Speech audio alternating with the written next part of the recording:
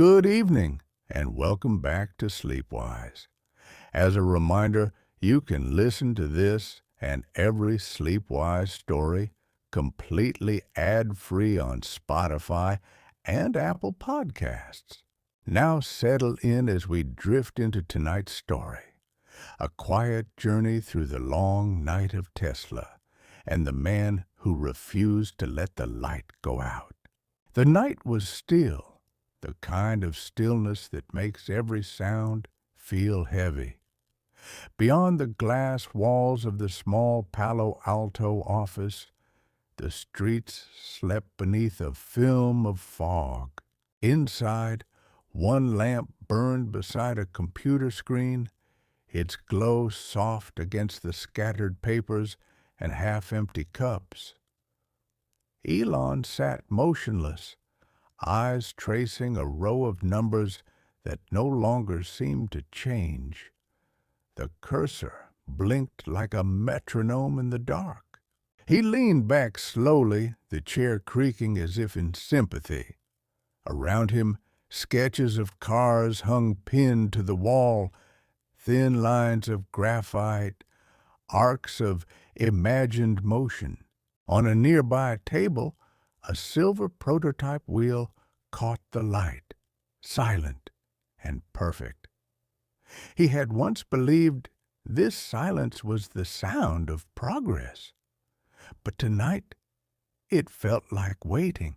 The banks were failing, investors had vanished, and the air carried that strange weight that comes before surrender. He opened a notebook, its pages covered in equations and small sketches. Near the center, he found the words he had written years ago. The future is electric. He stared at them for a while, then closed the book gently, as if not to wake a sleeping dream. Rising, he walked the narrow hallway to the workshop. The lights above hummed faintly, casting a thin glow across the floor. Rows of unfinished cars rested beneath pale tarps. Cables coiled like vines around their wheels. The scent of resin and paint hung in the air. He stopped beside one of the early Roadsters, its headlamps dark, its body still cool to the touch. For a long moment, he said nothing. The stillness pressed close, the kind of quiet that feels almost alive. Outside, the wind rose, brushing against the thin glass panes. Every company he had built had carried a night like this. The long stretch of uncertainty, the waiting between breath and breakthrough. But this one felt different. The storm was larger now, sweeping through the whole world. Markets shivered, hope faltered, and the hum of ambition was replaced by the sound of caution. He returned to his desk and opened the laptop again. The blue light fell softly across his face. On the screen, numbers shifted, then stilled. Payroll in 4 days. Cash for 2. There was no plan left, only persistence. He began to type again, slowly, methodically, the way a man might whisper to keep a fire alive. The cursor blinked, steady as a heartbeat, as another long night began. Outside, the fog had deepened, turning the office windows into pale mirrors. The world beyond was quiet, the kind of quiet that feels endless.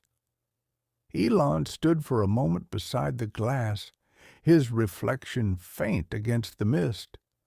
Behind him, the glow of the monitors cast long shadows across the floor.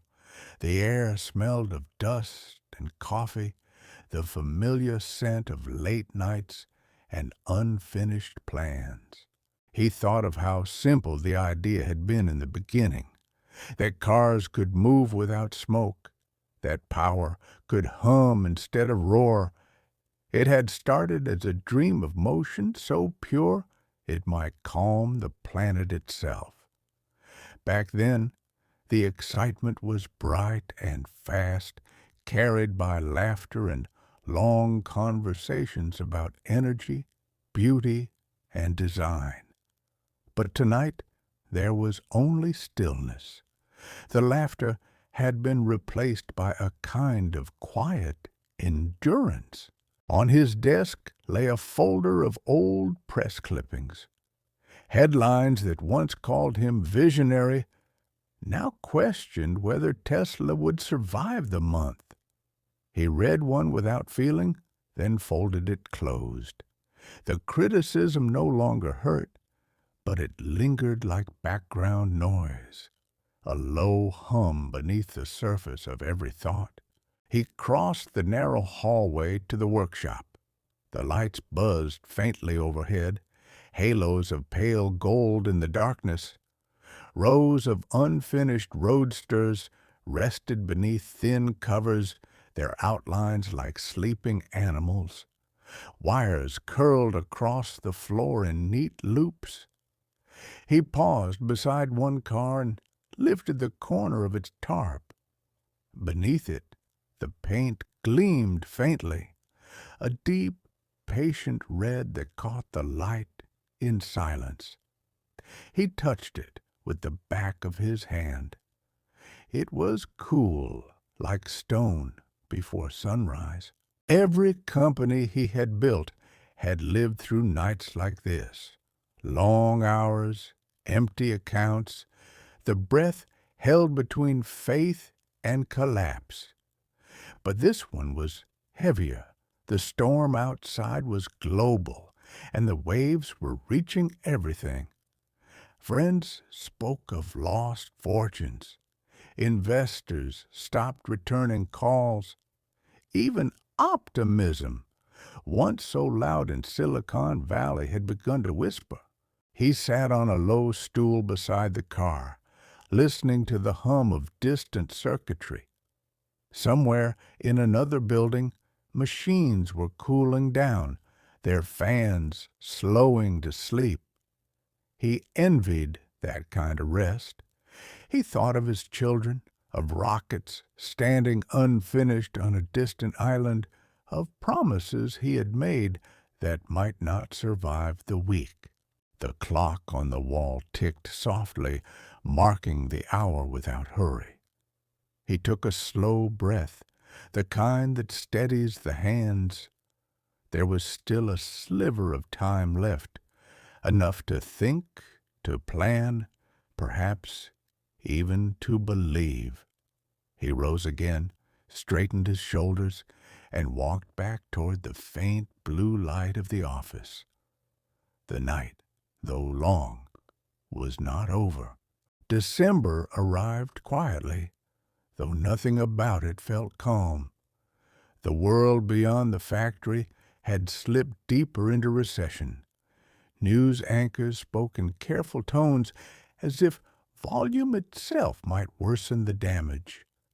Inside, the glow of monitors replaced sunlight, and the team worked through most nights with coffee and quiet determination. Elon moved from desk to desk, checking progress, offering brief words of thanks. His presence was constant, not commanding but steady, like a lighthouse in fog. The engineers had grown used to his silence, the way he listened longer than he spoke, the way his eyes scanned numbers as if memorizing every variable that could save them. They were building cars, yes, but also building time. Each hour of work, another chance to push collapse one day further away. He met with his finance lead late one evening. The conversation was gentle but stark. Cash would last a week, maybe less.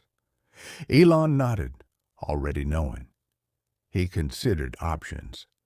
Borrowing again, selling assets, cutting more staff. Every solution carried its own wound. He thought of the Christmas season approaching, the quiet hope families felt this time of year, and how different it sounded within these walls. Outside, rain gathered along the roof and slid down in thin streams. He watched it trace slow paths against the glass and thought about electricity, how current always seeks the easiest route home. Business, he mused, was the opposite. It demanded resistance. It demanded a willingness to move uphill. At midnight, he called a few remaining investors, leaving voicemails in measured tones. His words were careful but sincere, almost like a bedtime story for adults who had forgotten how to dream. When he hung up, he sat for a while without moving. The phone was warm in his hand, as if it too had grown tired of repeating the same plea. In another corner of the building, a car battery completed its charge cycle. The soft click of the relay echoed faintly through the room, the quietest sound of progress. He smiled at it, grateful for even that small confirmation that energy was still flowing somewhere. Later, when the last of the lights dimmed, he remained at his desk, writing figures that might no longer matter, yet writing them felt like motion, and motion was the only kind of faith he understood. A few days later, a message arrived from the SpaceX team on a small island in the Pacific. The Falcon 1 rocket was ready for its fourth flight. 3 times before it had failed, but this one felt different. The engines had been recalibrated, the systems checked and rechecked. Elon read the update slowly, imagining the small crew preparing under the bright island sun, the rocket gleaming like hope against the horizon. He had invested what little remained in both companies, dividing resources as if dividing breath between 2 lungs. If either succeeded, the other might live. If both failed, there would be nothing left. It was not a gamble of wealth anymore. It was a test of endurance. On the day of the launch, he stayed close to his laptop, the stream buffering over a weak connection. The countdown began. 10, 9. The sound faltered, then resumed. The rocket rose slowly, a thin white line against blue sky. The control team erupted in restrained cheers as it cleared the tower, and Elon felt his breath catch. Minutes passed. Then the words came through. Orbit achieved. He closed his eyes. No outburst, no applause. Just silence, the kind that follows when something impossible becomes real. For the first time in months, he allowed himself to lean back and breathe. The success was small in scale, but immense in meaning. Proof that persistence could still change the odds. That night, the team at Tesla gathered briefly, watching the replay on a small monitor in the corner of the workshop. For a few minutes, the talk wasn't about payroll or deadlines, but about gravity, resilience, and the courage to keep building through uncertainty. Elon thanked them quietly, his voice almost lost in the hum of the lights. He knew one victory would not save the other dream, but it had restored something rarer, the belief that miracles, however technical, still belong to those who refuse to rest. The relief did not last long. By mid-December, Tesla's cash reserves were again nearly empty. Investors had delayed closing the next round, waiting to see if the economy would find a floor. Each day without funding brought the company closer to stillness. Elon met with the leadership team in a narrow conference room. The walls were lined with charts showing projections that now felt like fiction. He explained that options were few, deep cuts, unpaid leave, or closure. The engineers listened quietly, some with folded hands, others staring at the table as if afraid to move. When he finished, there was a long pause. One voice finally asked if he thought it was over. He said no, not yet. He had sold most of his possessions already. He mortgaged homes, borrowed against remaining shares, and wired the last of his savings into Tesla's account. It was everything left from his earlier success, poured into a company that might not last the month. It was both madness and faith. But to him, there was little difference. That evening, after everyone left, he sat alone beside a silent roadster. The air smelled faintly of metal and ozone. He ran a hand along the curve of its hood, whispering that it was not the end. The car reflected the workshop lights, steady and patient. Machines do not worry about time. They simply wait. Outside, the sky had begun to clear. Through the window, he could see stars over the dark outline of the hills. Somewhere, those same stars had looked down on the first inventors of light, on the dreamers who built the first engines, on every fool who believed progress was worth the cost. He smiled faintly at the thought. Maybe history favored stubbornness. When the power went off for the night, emergency lights glowed faintly above the door. Their glow felt almost sacred, a reminder that light, no matter how faint, has a way of returning. It was Christmas Eve, 2008. The factory was nearly empty, and the only decoration was a small strand of white lights someone had strung across the break room window. Elon stood by the vending machine, coffee in hand, when the phone finally rang. The sound startled him. It was a potential investor, one of the few who hadn't yet walked away. The call lasted minutes, though it would be remembered for years. When he hung up, he didn't cheer. He simply sat down, breathing slowly. The funding would go through, just enough to cover payroll, just enough to keep the company alive through January. The relief was not loud. It was a quiet exhale that filled the room with stillness. He thought of the engineers who would soon return after the holiday, unaware of how close everything had come to ending. That night, he drove home for the first time in weeks. The streets were nearly empty, wet from an earlier rain.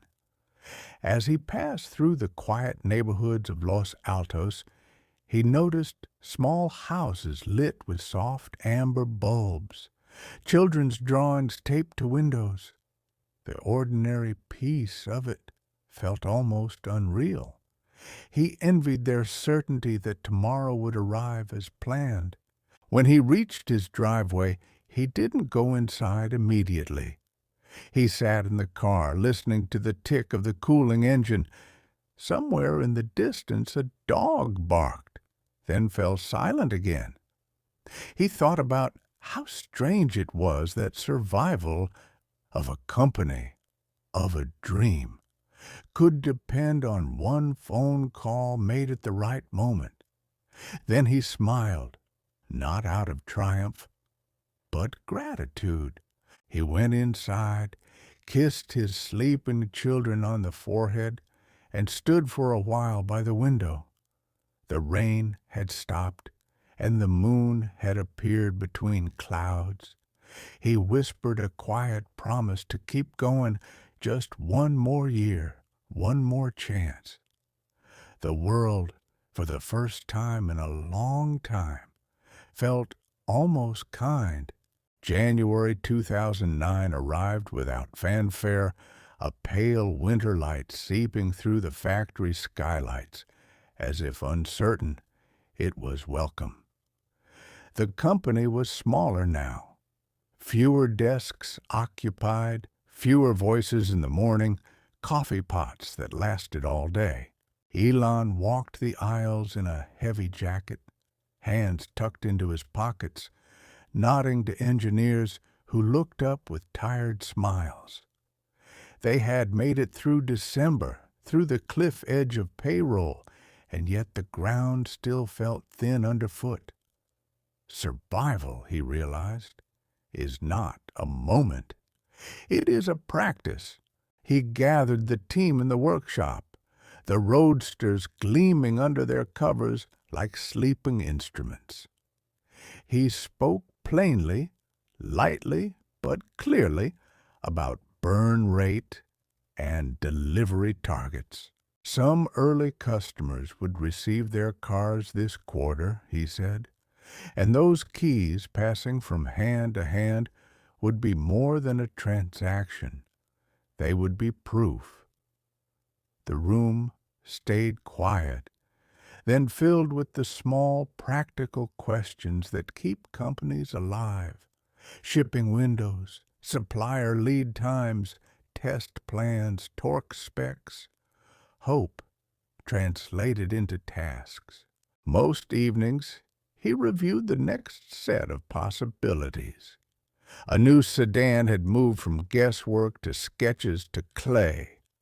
A car for more than a few hundred people, one that might make the argument undeniable.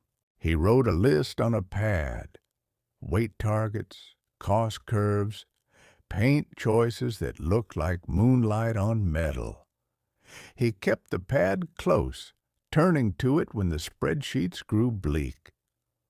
The sedan had a name now, Model S. Saying it softly felt like setting a small lantern on a long road. The wider world remained cold. Headlines spoke of bailouts and foreclosures. Venture firms conserved cash. Yet, in the quiet of late nights, small signals appeared. A supplier agreed to revised terms. A potential partner asked for a meeting.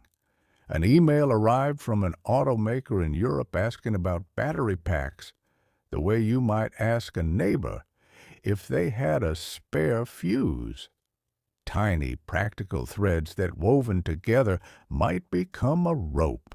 Elon ended many nights standing alone by a finished Roadster, hand resting on the fender. The car did not seem to mind the weight of a long day. He imagined it slipping down an empty coastal road at dusk. The motor, a soft ribbon of sound. The sky, the color of old photographs. We are not building cars, he thought. We are building quiet. Outside, winter fog pooled along the bay, muffling the city. Inside, the whiteboard filled with dates. Test loops in February, design review in March, unveiled by spring. The calendar started to look less like a countdown and more like a path. He capped the marker, exhaled, and let the room return to silence. By March 2009, the clay shoulders of the Model S had turned to polished panels. Edges softened until the car looked as if it had been shaped by wind. In the studio, Under calm white lights, Elon traced the body line with his eyes the way a musician listens to a note. The sedan was longer, quieter, more certain of itself than the Roadster, a promise that electric motion could be graceful and ordinary at once. He asked the team to keep the interior simple, the screens easy, the surfaces honest. Beauty without bravado.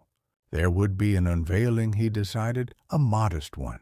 Not fireworks, not spectacle, just a room, a stage, a door sliding open to reveal a silhouette that made sense. Hawthorne was chosen, a hangar beside another dream, where rockets and cars could share the same air. He liked that. Innovation as neighbors. On the morning of the reveal, he walked the space slowly. Technicians adjusted lights while a few early guests drifted in with quiet curiosity. The air smelled of paint and warm electronics. He looked at the sedan and felt something he had not allowed himself in months. Ease, not relief, not victory, just the gentle conviction that the shape before him belonged to the future. When the cover slipped away, the room did not erupt. It breathed. Cameras clicked softly. A low murmur rose, the sound of imaginations lining up with reality. He spoke briefly about range and efficiency, about safety, about how electricity could be stored like time in a battery and released like thought. He skipped the grand metaphors and offered small ones. A school run done in silence, a driveway without fumes, a city morning that begins with birds, not engines. The questions that followed were practical, respectful, and when it ended, he shook hands until his palm ached. That night, after the last guests left, he returned to the car alone. He sat in the driver's seat and closed the door. The cabin was its own small world. The screen glowed softly. The steering wheel felt warm under his hands. He did not turn the car on. He simply listened to the absence of noise, the way one might listen to the sea from a distance. Outside, a rocket stage stood silent under floodlights, its white skin catching the moon. Two ambitions, two paths, one quiet. Driving back to the factory on near-empty roads, he noticed how streetlights throw long, patient ellipses across asphalt. The sedan's reflection followed in storefront windows like a sketch come to life. Tomorrow, he knew, would be ordinary again. Budgets, delays, the arithmetic of survival, but for a few hours the future had felt present. Sometimes that is enough to carry you the next mile. In May 2009, a new thread appeared.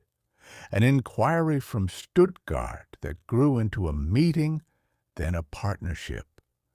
Daimler would take a small stake and, more importantly, ask for battery packs and know-how for the smart and a compact electric car.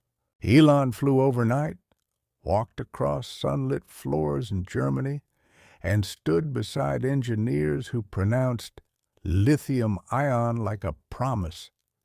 He spoke in measured tones about thermal management, safety margins, cycle life.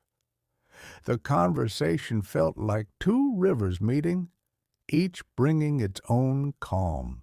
The investment did not feel like rescue. It felt like reciprocity. A traditional automaker lending credibility and scale, a young company lending speed and software. Back in California, the teams stood shoulder to shoulder over open packs, tracing bus bars and coolant loops with gloved fingers.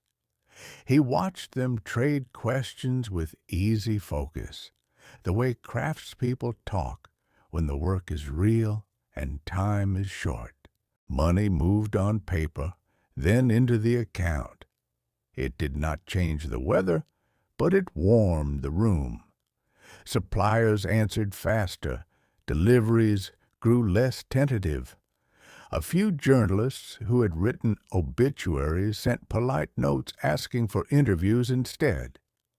Elon replied sparingly, saving words for the problems that could be solved with them. The partnership also brought a lesson he repeated to himself on long drives: humility in systems. To build a car is to join a chorus of industries: chemistry and code, stamping presses and small screws, logistics and laws. No one sings the whole song alone. He shared that with the team during a Friday stand-up, pointing to a pack on a steel table. "This," he said quietly, "is not a battery. It is a community of cells, a city of electrons, a promise to a driver that we will be here when morning comes." Late one evening, a young engineer asked for a note to send to her parents, a simple description of what made these packs safe.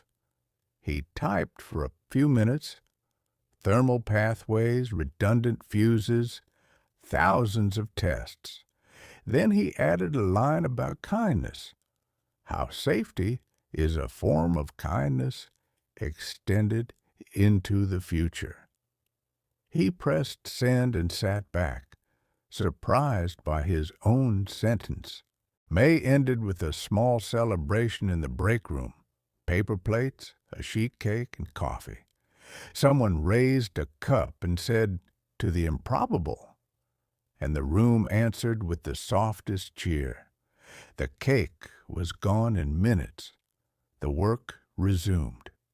Progress, he thought, tastes like sugar for a moment, and then like metal again. Both are needed.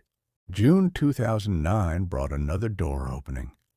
The U.S. Department of Energy's loan program, designed to help new technologies cross the valley between promise and production. The figure was large, the terms careful, the intent simple: build capacity, build cars, build a future one factory at a time. Elon read the documents late at night, line by line, letting the legal phrasing slow his breath. Public trust, private effort, structure around vision, rails for a train not yet built. When the loan was announced, the factory did not erupt in noise. It softened, shoulders lowered, jokes returned to conversations. Procurement calls ended with please and thank you again. The program would support the sedan and the powertrain work, the practical heart of the plan. He used the news not to declare victory, but to ask for precision. With rails come schedules. With schedules, a higher standard of quiet. He explained the partnership in the same tone he used for engineering reviews. Government and builders, he said, are not opposites. They are different instruments in the same orchestra. One writes the score of policy, the other plays it into the world. If they listen carefully, the music improves. Heads nodded, a few smiled. Someone wrote orchestra on the whiteboard and drew a tiny violin beside a battery cell. The outside world responded with a mix of praise and skepticism. Some called it bold, others a bet too soon on a future too far. Elon collected the headlines without comment and placed them in a folder he rarely opened. The only opinion that mattered, he told the team, would be measured in miles driven and nights slept easier, because the air was a little cleaner. As paperwork moved, he visited possible sites more often, walking through empty spaces with high ceilings and the echo that large rooms keep for themselves. He loved that sound, potential, resonating. In one building, a bird had nested in a beam, and the idea pleased him, nature moving in first, as if to bless the work. He told no one. He simply watched the bird for a minute and moved on. The month ended with a long list of next steps: tooling, supplier commitments, hiring in careful increments. He wrote them on a card he kept in his pocket. Sometimes he touched it absent-mindedly, the way people check for keys. A future you can hold, however lightly, is easier to reach. Autumn 2009 was the season of quiet rebuild.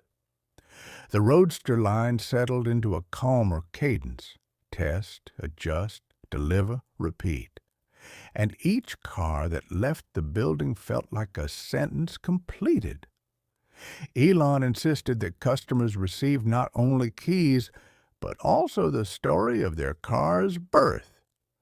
The engineers who solved a stubborn vibration, the technician who stayed late to chase a faint rattle until it surrendered.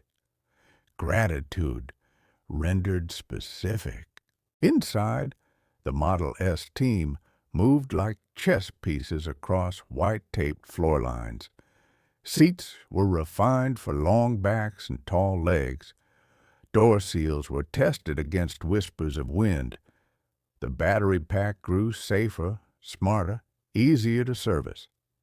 He watched A/B tests run like lullabies for machines. Two options gently compared. The better one kept. The joy here was not dramatic. It was artisanal. Progress as craft. News cycles turned less severe. A few new hires arrived with careful optimism, bringing thermos mugs and quiet laughter to morning stand-ups. On Fridays, he walked the floor with a small notebook, writing down names he did not yet know and won appreciations he meant to send by email. He sent them on Sunday nights, so they would be waiting in inboxes Monday morning like small, steady lights. He also learned to say no more often, to features, to distractions, to paths that led away from range, safety, simplicity. The list of things the car would not be was almost as important as the list of what it would. He taped both lists to the wall and, in a moment of private humor, titled them Gravity and Flight. Some evenings, he drove a prototype sedan around a closed loop, the cabin holding the day's worries at arm's length. He noted the steering weight, the pedal curve, the way the body settled over a series of imperfect joints in the pavement. The car taught him, gently, that confidence is a physical sensation, the feeling of something designed to stay composed when the road does not. He returned the car to the bay, thanked the test crew, and walked back through the tall doors into night air that smelled of winter again. On his desk sat a photograph from the unveiling taped beneath the screen. In it, The car glowed like an idea remembered correctly. He touched the corner to straighten it, then returned to the spreadsheet that would tell him, row by row, whether memory could be made durable. Spring 2010 widened the horizon. An old plant, once noisy with combustion, stood quiet in Fremont, its heavy doors closed after decades of building. Elon walked the long aisles where painted lines still marked stations for a choreography that had ended. Dust rose where his shoes fell. He could see, as if projected, a different performance. Racks for packs, new robots like patient giraffes, light pouring through clear story windows onto bright floors. Reuse as a form of respect. Conversations with Toyota began, then turned practical. There would be collaboration, learning in both directions, and soon a place to put all this intention under one tall roof. People called it improbable. He called it necessary. Factories are more than buildings. They are instruments that tune human effort into output. Given the right hands, even an old piano can play a new song. Back in Palo Alto, the team mapped the migration. Crates, timelines, test cells, incoming power, safety drills. He asked that the first space to be cleaned and lit be the area where new hires would stand on day one. A welcome before a process. On a whiteboard, someone wrote Tesla factory in block letters and drew a small star beside it. The star made him smile. The broader world had started to notice again. Journalists visited and found fewer quotes and more work. Investors came through and left with notebooks dense with part numbers. There was less to say and more to show, a ratio he preferred. He walked tours himself when he could, letting visitors fall silent in large rooms, letting sighs do the speaking. At night, he returned to Hawthorne, where a different kind of metal slept under different lights. Rockets had their own timeline now, their own cadence of tests and firings. He felt calmer there than he used to, as if one dream had offered its breath to the other when needed, and now both could inhale at once. He stood between them sometimes, a car on a dolly to his left, a stage and a cradle to his right, and felt the improbable symmetry of it. Spring's last week ended with a small email drafted in the tone he liked best. Factual, unadorned, forward-looking. He thanked the team for moving mountains one teaspoon at a time. He reminded them that patience is a form of velocity measured over years. He closed with two words that had become habit. Onward, gently. June 2010 arrived with a quiet appointment on a public calendar. A listing that said simply that shares would begin trading on a certain morning in New York. IPOs were supposed to be noisy affairs, but he did not want noise. He wanted clarity. The evening before, he walked through the factory in Fremont, lights low, machines asleep, the echo of his steps teaching him the size of the room again. He stopped by a chassis jig and rested his hand there as if checking a pulse. In Manhattan, the morning air felt sharper, the buildings taller than he remembered. He met people in dark suits and answered familiar questions with measured phrases. Range, margin, ramp, risk. He spoke about learning curves and the slope of cost with volume, about the things that bend when you push them long enough. He did not mention December 2008. That was a different century measured in breath. When the bell rang, it did not feel like a trumpet. It felt like a clock starting. Numbers flickered. Hands were shaken. Photographs were taken in front of a sign where his company's name looked both foreign and true. He excused himself as soon as it was polite and returned to a small conference room where he could see the chart but not hear the street. He watched for a minute, then closed the laptop. The factory was far away and needed him more than a screen. The flight back was long and strangely restful. He wrote notes on a pad, hiring goals, supplier visits, a request to trial a different sealant on the pack lid. He fell asleep with the pen in his hand and woke over Nevada with a stiff neck and an untroubled mind. The worst nights were behind them. New nights would come with different worries, but they would be the kind that build, not the kind that break.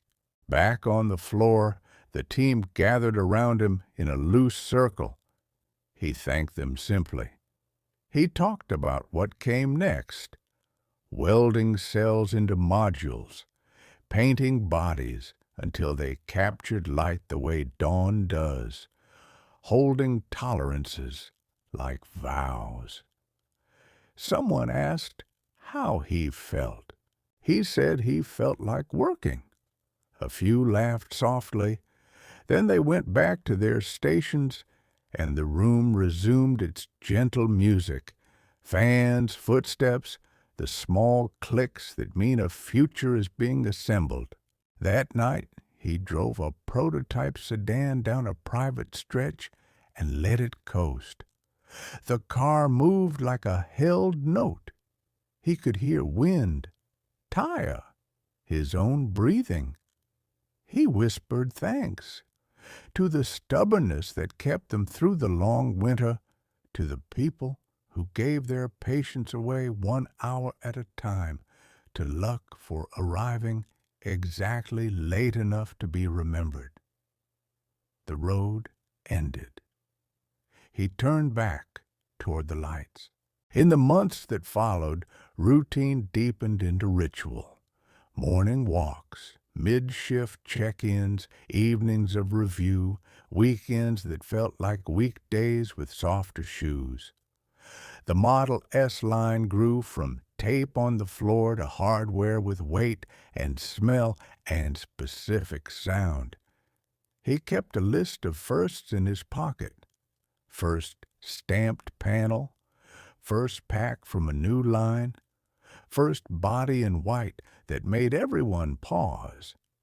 Each first was small, the way a first heartbeat is small and yet contains everything after. He thought often about fragility, not as danger, but as truth. Everything worth building begins thin. A trace on paper, a sketch in clay, a number in a cell on a spreadsheet you update alone at 2 in the morning. He told the team that no one should be ashamed of the thinness. It is where all strength originates. Steel is thin before it is thick. Confidence is quiet before it speaks.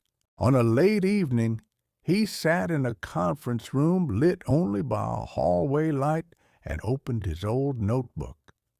To the page that said, "The future is electric," he wrote underneath it, in smaller letters, "and built by hands."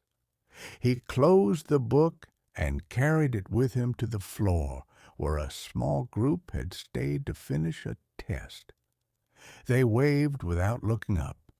He stood to the side and watched. the way people watch a tide from a cliff, not interfering, just measuring the rhythm. A journalist asked him, in an interview he nearly declined, what he had learned about surviving near bankruptcy. He said that drama is expensive, calm is cheaper, keep moving, count precisely, thank people early and by name, and if you must gamble, wager on the part of yourself that keeps working when applause is absent. The quote ran the next day with a headline that sounded louder than the words beneath it. He ignored the headline. He liked the words. When autumn came again, he arrived early and stood outside the factory for a long time. The sun lifted over the roof and caught the letters of the sign, making them look newer than they were. Trucks idled gently by the loading bay. The smell of cut cardboard drifted across the lot. He thought of a December night not so long ago when the phones were still and the walls felt thin. He thought of the ring that came and the breath that followed. Then he walked inside and began another ordinary day, grateful for the kind that add up quietly.